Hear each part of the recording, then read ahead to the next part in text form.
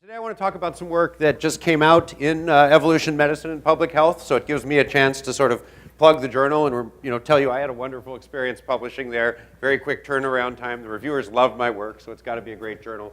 I'm about to send Steve something else. It's a bit crackpot, but at least it'll help him keep the rejection rate up. It's in any case, consider the journal for your best work. I want to start out by just reflecting for a minute on evolutionary medicine. 20 years ago, I'd never heard the term, and here we are today, joining to talk about evolutionary medicine in this wonderful group and have all these great talks. That said, everything changes. Times change, things move on, and this is probably a good time to announce that I'm actually leaving evolutionary medicine for the next big thing.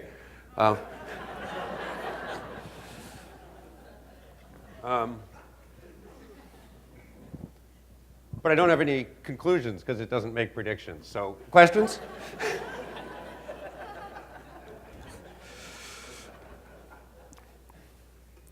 Okay, what I'm really going to do is I want to talk a little bit about the timing of the use of antimicrobials, and in particular antivirals.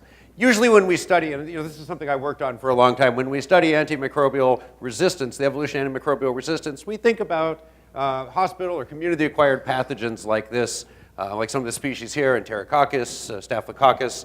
And these species often have sort of endemic dynamics, as shown. Here's the rates of infection in a Denver hospital, for example, over time. And we see this kind of, more or less, steady state baseline infection rates. And so we've got a bunch of very good models about what happens under circumstances like this, how antibiotic use leads to the evolution and spread of antibiotic resistance, and how we can best use the antibiotics we have in efficient ways to get as much mileage as we can before resistance arises and so forth.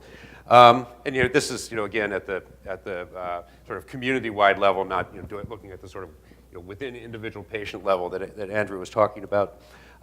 What we haven't really thought about a whole lot in the past is antibiotic use or antiviral use in situations of epidemic diseases. This is a number of cases in influenza a couple of years ago, and we see this classic, near exponential expansion and then epidemic fall off.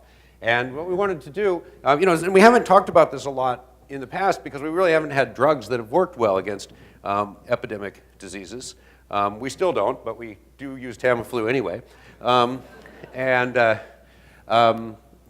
now we sort of do, right? We've got Tamiflu, we've got Relenza, we've got other antivirals coming along, and we can start to think about, well, how can we optimally use antivirals or antibiotics in response to these kinds of epidemic pathogens? And we can ask questions like this. So you've got swine flu.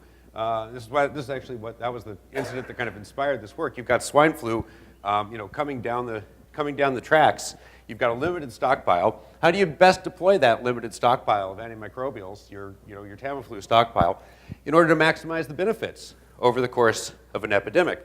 And when we talk about maximizing benefits, and this is kind of a key thing we need to capture, is we need to think both about the direct benefits, what I'm going to call the direct benefits, and the indirect benefits of antibiotic use during an epidemic. The direct benefits, I think, are quite straightforward. The direct benefits are simply if I give you an antiviral and it keeps you from feeling as sick and you can go back to work sooner, or it keeps you from dying and so you're not dead, then that's a direct benefit to you. Indirect benefits are a little bit more complicated. Indirect benefits are changes to the epidemic trajectory that are induced by antimicrobial use. And today I'm not going to think about the possibility that every now and then we may be able to actually deploy antivirals quickly enough in kind of a ring situation to head off an epidemic before it starts. I don't think that'll work. It may work, but that's not what this is about. Instead, what we can do is even when an epidemic goes all the way through, we can still affect its overall trajectory by judicious choice of use of antibiotics. And so in order to illustrate this, this is, in some ways, this is one of the more important points of the talk, and it's not mine. This is based on some kind of a conceptual framework that Andreas Handel, Ira Longini, and Rustam Antia put together for kind of thinking about how big is the impact of an epidemic. And they said, well, let's look at a typical epidemic. Here's the proportion of the population. We see a red line showing us the fraction infected over time. And so, that just gives us kind of that's sort of the PDF of a number of infecteds, and then we can look at the fraction susceptible, right, so that we have this fall off. More and more people are getting infected over this time period, particularly right near that peak. And then we have the classic epidemic threshold, 1 over R0. We know that if you're down in this region, the epidemic can't take off, right? If you're up in this region, the epidemic can take off. So if you could vaccinate up to here, you'd be fine. But notice what happens, in this epidemic, when we reach the epidemic threshold, the epidemic doesn't stop, right? In fact, we reach the epidemic threshold right at the peak of the fraction of cases infected.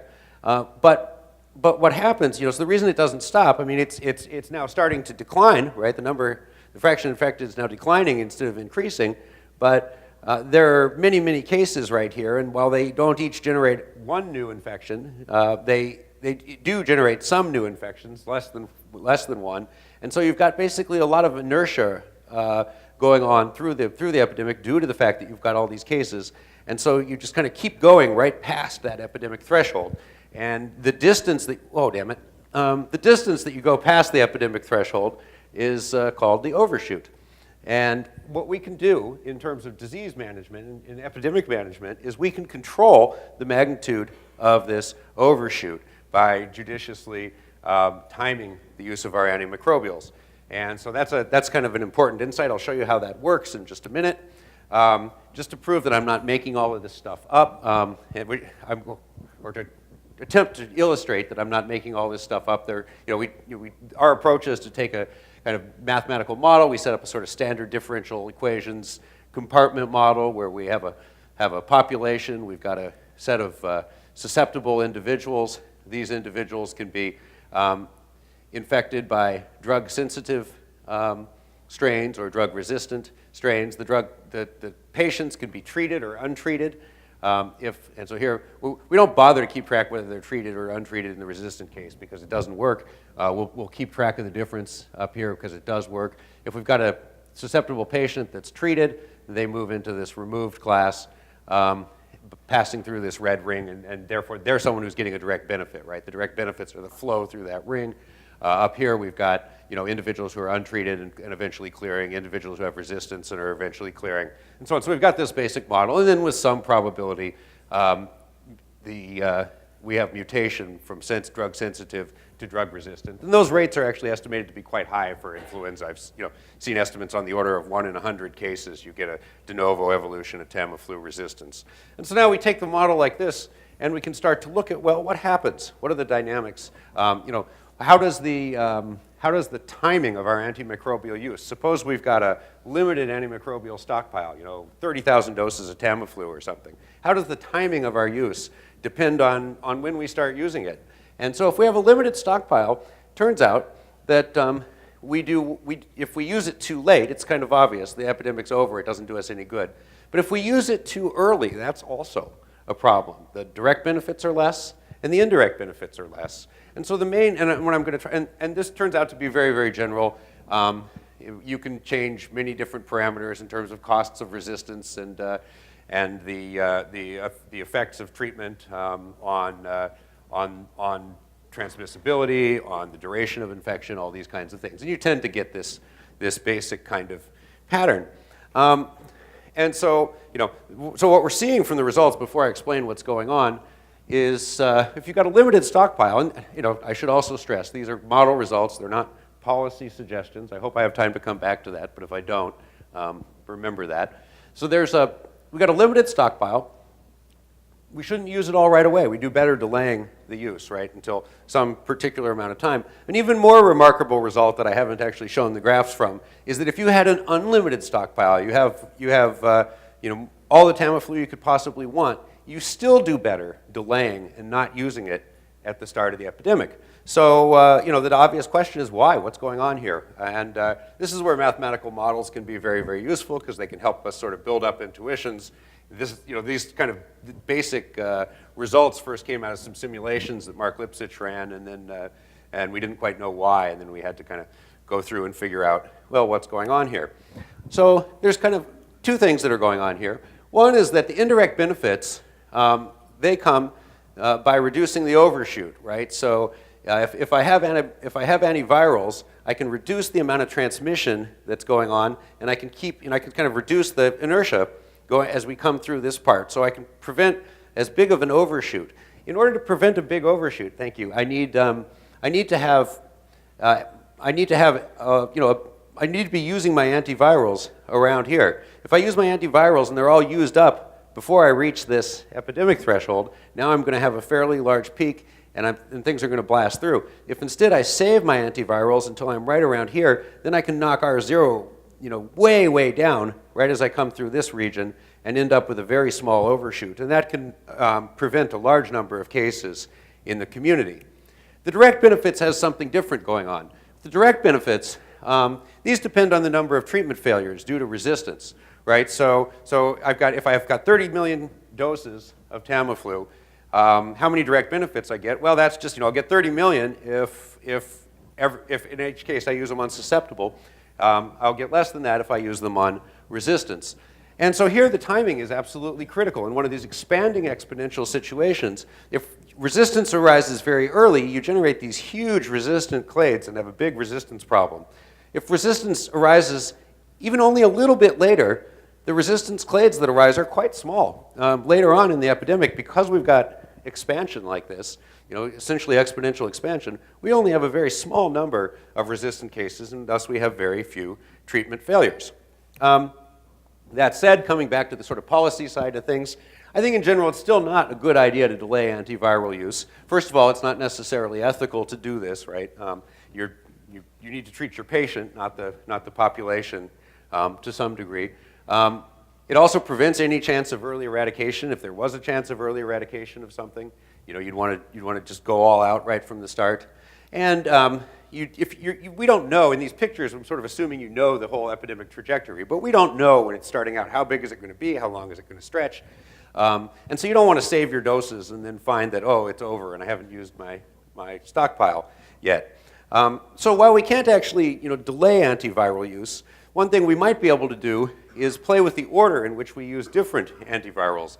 You could imagine that we had a small stockpile, as we did for Relenza in 2009, and a large stockpile, as we did for Tamiflu in 2009. You could use your small stockpile first. Resistance might evolve to the drug you're using in the small stockpile, but what it does is it buys you time, right, before you start using the large stockpile drug. And at that point, you're far enough along in the epidemic that resistance evolution isn't going to have a serious impact on sort of treatment failures in the later part of the epidemic. So you should go Relenza and then Tamiflu instead of Tamiflu and Relenza, as was the case at the time. So that's kind of just a short picture of how you can use a mathematical model to build up some intuition about how antiviral resistance behaves somewhat differently in an epidemic infection than in an endemic infection. And so finally, this is collaborative work with Mark Tanaka at the University of New South Wales and with Ben Althaus now at the Santa Fe Institute. Thanks. Thank you, Carl. We do have time for one question, and I think we'll take the question right here.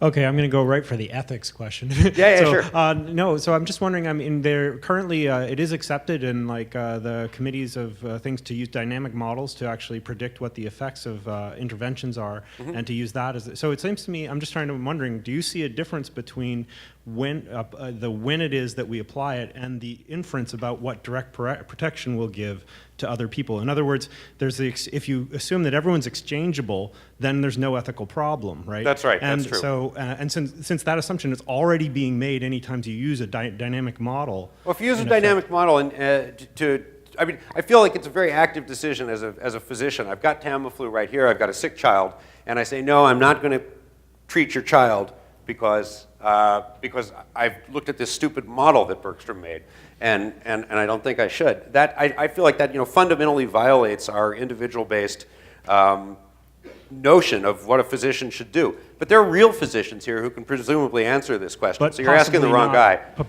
possibly not the government policy that releases or possibly not the government policy that releases it. Fair enough. Yeah. Thank you.